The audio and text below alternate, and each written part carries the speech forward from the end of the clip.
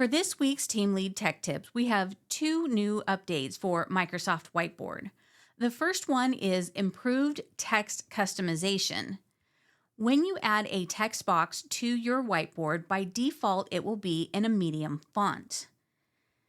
In the past, the only options we had was to switch between the preset small, medium, large, or extra large.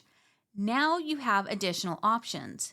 You can grab the handles on any side of the box and make it bigger or smaller. And notice that the font size in the toolbar above automatically adjusted. If you prefer a precise font size across your board, you can click the drop down to choose one of the pre-formatted options, or you can type a number in the box at the bottom of the menu to set your specific preferences. You can still grab the sides of the box to make it longer so that you can reduce the text wrap without impacting the size of the font. The second update is what Microsoft is calling the Sticky Note Accelerator, which is just a fancy way of saying that they've made it easier to work with sticky notes in less clicks. So I'm going to start out by right-clicking on the screen and selecting Note. Notice that there's a blue dot on each side of the box. When you select one, it will add a new note to the corresponding location instead of having to go to the toolbar and then moving the notes into place.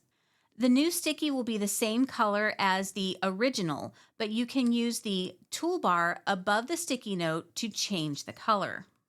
The improved text customizations also apply to your sticky notes. In the past, the only thing that we could do was change the text style between handwritten, professional, and simple. As a person who likes to add a lot of information to their sticky notes, the big problem was after a few sentences, you could no longer read everything on the note at a quick glance. You had to click into it and then scroll. Now I can reduce the text size to display more information. So I quickly updated the second box to have the exact same message as the first one to demonstrate the difference. So I'm curious, are you using Microsoft Whiteboard as part of your workflow?